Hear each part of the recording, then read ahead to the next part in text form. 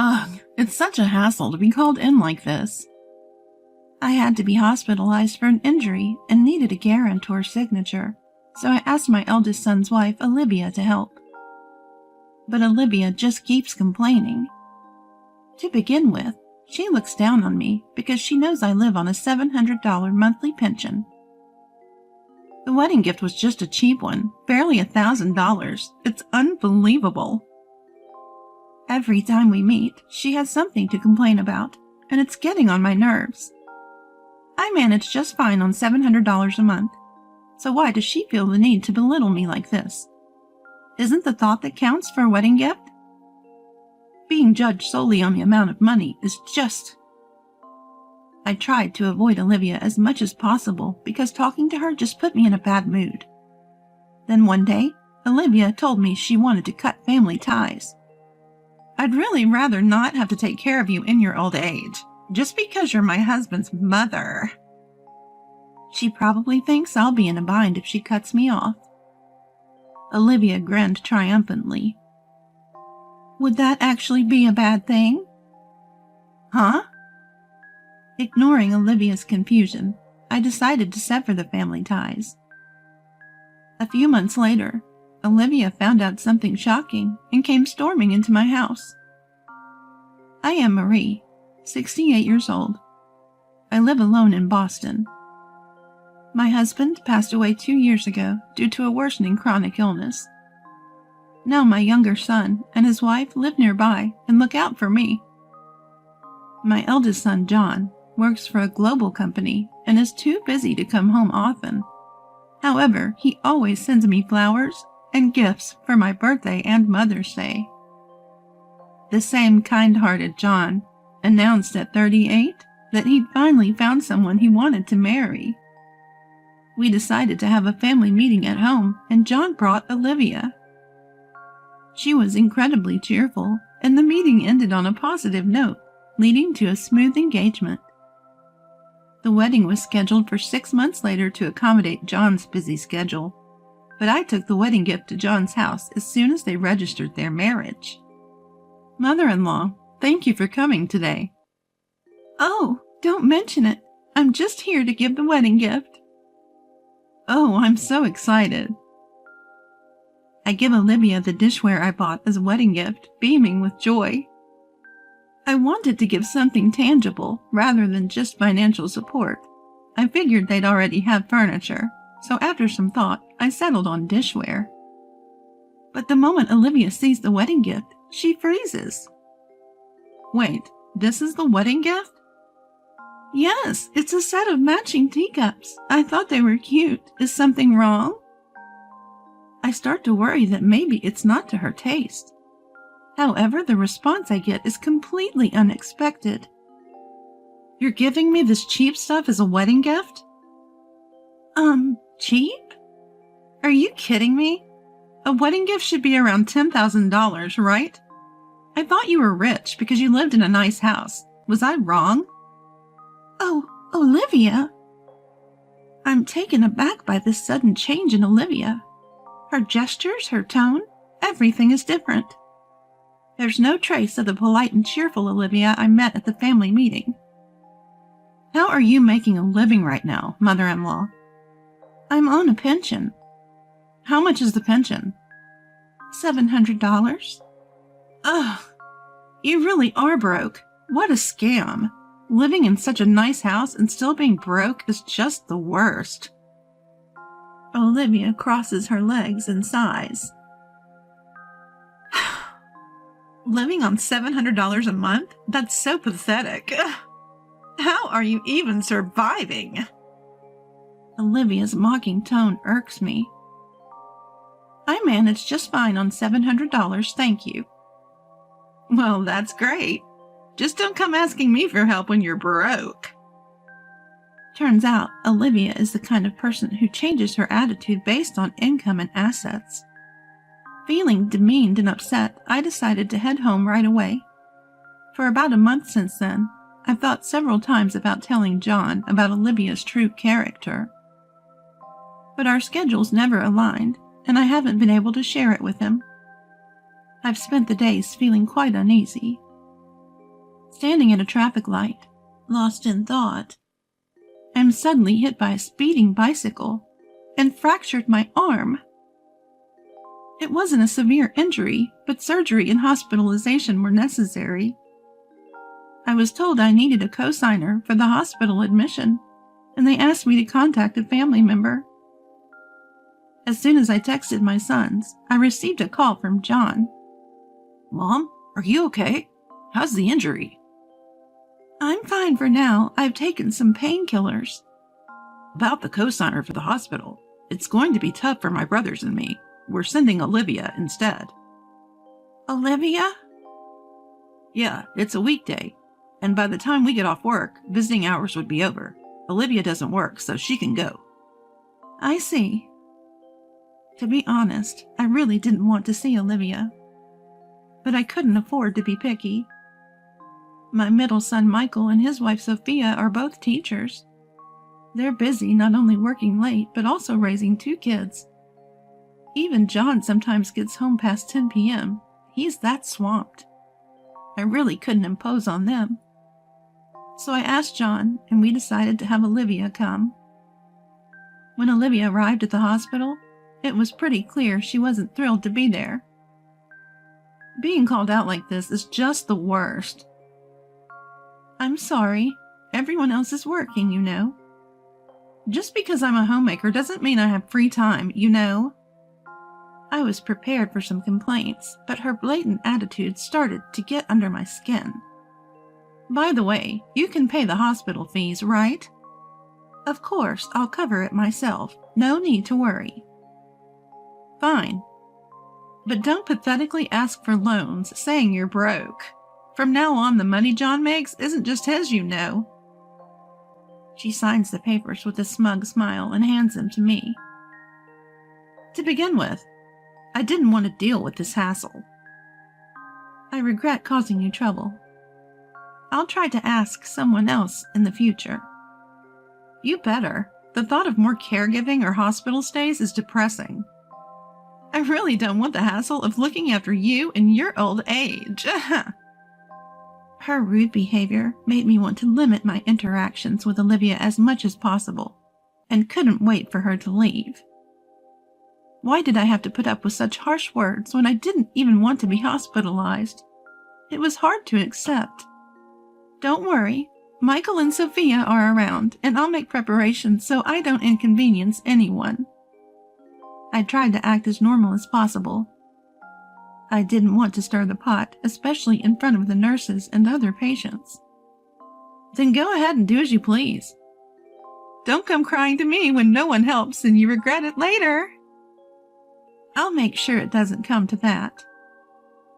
Good, because even if you play the "I'm the eldest son's daughter-in-law" card later, it won't help. So why don't you sever family ties right now? She probably thought that saying sever family ties would make me uncomfortable. But honestly, I wouldn't be bothered if I cut ties with Olivia. Worst comes to worst, I'll manage my later years even without my children's support. I'm okay with it. But what about you? Huh? Of course it's fine. Despite being taken aback by my unexpected response, Olivia nodded. She probably thinks I'll be in trouble without my kids' support because I'm poor and live alone. All right, let's sever family ties then. I won't contact you anymore and I'll delete your number. Do whatever you want. You're such an annoying old hag. Olivia, irritated by my laid-back attitude, stomped out with exaggerated, heavy footsteps. I had planned to help with the wedding expenses, but after seeing Olivia's attitude, I decided against it. There's no way I'm giving money to someone who talks about cutting off family ties. I swore to myself that I'd never rely on Olivia. Then I had my surgery and was discharged from the hospital a few weeks later. I continued with my rehab and carried on with my life. Even while hospitalized, I remembered how Olivia severed our family ties.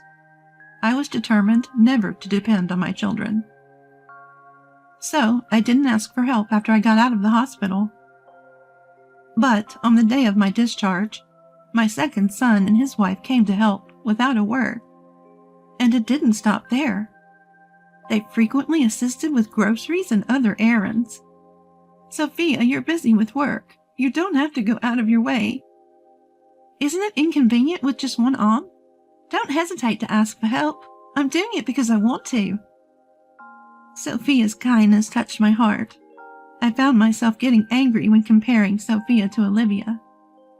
I haven't had any contact with Olivia since.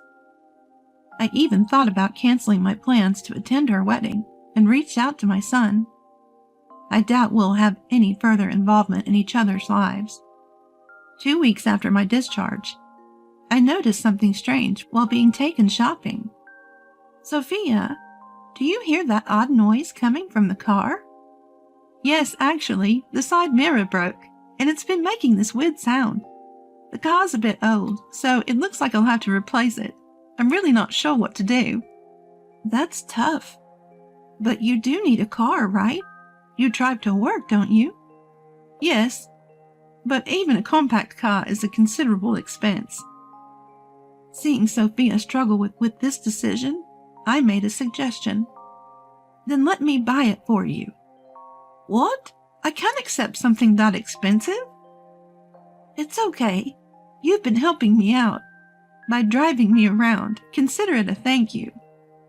But still, if you feel bad about it, how about you continue to take me shopping until my arm heals? Thinking it might be too much to ask, I was delighted when Sophia greeted the idea with a warm smile. Of course, let's keep going shopping together, even after your injury heals. Hearing her say that, a smile broke across my own face. So I ended up buying a new car for Sophia. Life settled into a peaceful rhythm, almost making me forget about the whole Olivia ordeal, especially with my younger son's family visiting and checking on me regularly. Several weeks later, my injury had improved significantly, to the point where I could carry light items again. That day, I didn't have any rehab appointments, so I was lounging at home watching TV, when the doorbell suddenly rang. Checking the monitor, I saw Olivia standing there. What could she possibly want after declaring our family ties severed? Suspicious, I opened the door, and the moment she saw my face, she started shouting. What's the meaning of this? What's gotten into you? I can't think of anything I've done to deserve this anger. I saw Sophia, your son's wife, driving a brand new car the other day. And what's your point? Don't play dumb. That nice car is worth over $10,000. There's no way she could afford that on a teacher's salary with kids. When I asked her how she got the car, she said mother-in-law bought it for her. Well, yes. She mentioned her car was breaking down and needed replacing, so I gifted it to her. I don't see what's wrong with giving a car to my son's wife. You never give me anything, yet you spoil Sophia?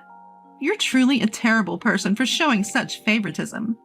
If you can easily gift a car, why not contribute more to our wedding? Well, Sophia helps out with errands and chores around the house. You're the one who cut off ties, so why would I give you anything? You wanted to sever the relationship, didn't you, Olivia? Well, yes, but still.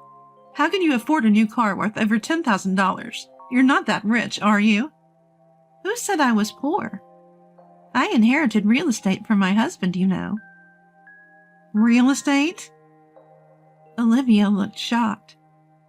My husband was a salaried employee, but he had a decent income and had invested in real estate. He owned an apartment complex which I inherited after he passed away. I've been saving the rent money little by little each month. I get by just fine on my pension, but I like to travel every year, so I've been saving up. I'm not hurting for money, and if worst comes to worst, selling the property could net me several $100,000. Several $100,000? If you have that much money, you should have said something. Why should I? You're the one who misunderstood. I never said I was struggling financially or that I needed to borrow money. Stop lying. This is infuriating. I sighed at Olivia's childish tantrum. Why would I go out of my way to brag about my assets? That would be embarrassing. She's glaring at me, clearly not convinced. I wasn't deceiving you. Originally, I had thought about contributing money for the wedding, but then you said you wanted to cut ties with the family, so I changed my mind. Why? It's your son's wedding. Aren't you happy for him? I was happy for John's wedding, but I didn't want to give any money to you, Olivia. Why would you say that? If you have the money, then what's the problem in sharing some? Everyone's being so stingy, it's making me mad. Olivia started stomping her feet on the ground. Is a 30-year-old woman not embarrassed to act this way just because things aren't going her way? Why do you want so much money in the first place? What? Isn't it obvious? I want to have fun. And there are a lot of things I want to buy. John only gives me $2,000 a month, saying that's enough. $2,000 isn't enough for you? Of course not. Even a decent bag costs at least $5,000. I shook my head at Olivia's reckless spending. I truly wondered how John could have fallen for such a woman. Olivia's anger showed no sign of warning, and her complaints about John were endless. I even married John thinking he had money. If I'd known he was this stingy, I would have never married him. Is John really that stingy? Absolutely he is. He only gives me an extra $500 on top of rent and living expenses. Even the gifts are capped at around $2,000. It's unbelievable. If he's making over $1 million a year, he should be giving me more. I thought once we were married, I could spend money however I wanted. So, you married him for his money? Well, duh. Why else would I willingly marry a guy pushing 40? It has to be for the money. At that moment, my anger boiled over. There's no way I could forgive someone for belittling my precious son like this. Just as I was about to yell at Olivia, John approached from behind her. Let's get a divorce then. What? John, what are you doing here? I heard from Mom that she still won't attend our wedding because she wants to cut ties with you. So I came here to get the full story. Overheard you two arguing and decided to stick around. You had quite a lot to say, didn't you? This isn't what it looks like. I mean... Olivia looked panicked, breaking into a cold sweat. I had no idea John was even here. Ignoring the flustered Olivia, I continued to speak. So you came all this way. How long have you been listening? From the part where you were talking about how you could afford to buy a car despite being poor.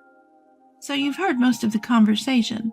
I've been labeled as poor, and someone who she won't take care of in my old age. That's why she wants to cut ties. No further explanation was given for not attending the wedding. John nodded, his expression stern.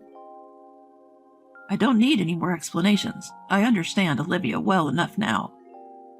No, you've got it all wrong. This is a misunderstanding. It's not a misunderstanding. I heard you clearly say you're in it for the money. I can't be with someone like that. Let's get a divorce. Wait a minute. Now, of all times? I quit my job because we got married. Olivia desperately grabs onto John's arm, shaking it. But John shakes off her grip, shooting her a cold look. That's not my problem. I hope you find a new job soon. Don't be so heartless. I can't live without you. I have no place to go and no savings. Why don't you sell your clothes and bags for cash? That should get you through a few days. Although I don't know who would rent an apartment to someone without a job. Stop it. Don't say that. I even bragged about marrying you to my friends. How can I tell them there's no marriage now? It's too embarrassing, please. That's all on you. Maybe you'll be the talk of the town for all the wrong reasons. Olivia had never seen John so angry before. A man usually known for his calm demeanor. Her face turns pale as she begins to apologize profusely. I'm sorry. Please forgive me. I won't talk like that again. I don't even need the money. Just don't divorce me. No matter how much she apologized, John's expression remained stern. I can't even stand to look at you anymore. Leave right now." "No, please reconsider. Come on, please." "Just so you know, it's not only about the money. How could you tell someone's parents that you want to cut ties because you don't want to care for them? If I'd known you were such a cold person, I never would have married you in the first place." At the sound of John's raised voice, Olivia starts to cry. "Don't ever show your face in front of me again." "No!" Olivia starts crying, her face covered by her hands. But no one is there to console her. I felt a bit relieved that John understood her true nature, and I felt relieved that I no longer had to be deceived by such a nasty woman.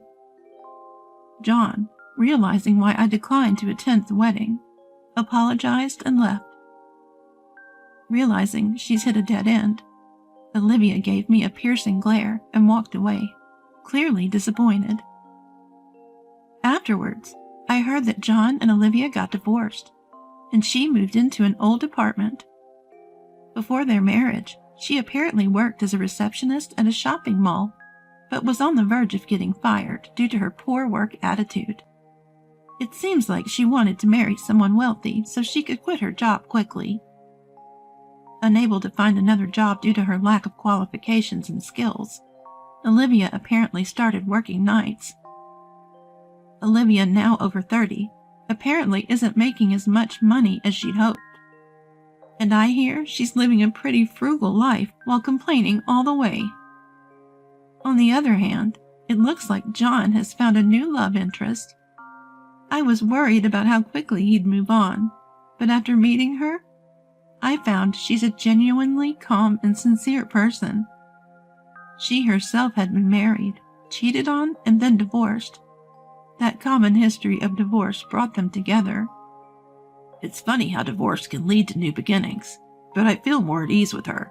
We work together and know each other's character well." John said this with a smile. I consider myself most fortunate to have married and met my children. So I hope John can find a loving family through marriage as well. But marriage isn't the only path to happiness. Some people are choosing not to marry these days, and there's no need to rush into it. If you meet someone wonderful and feel like you want to marry, then go for it. I hope John finds his way to a happy life from here on out.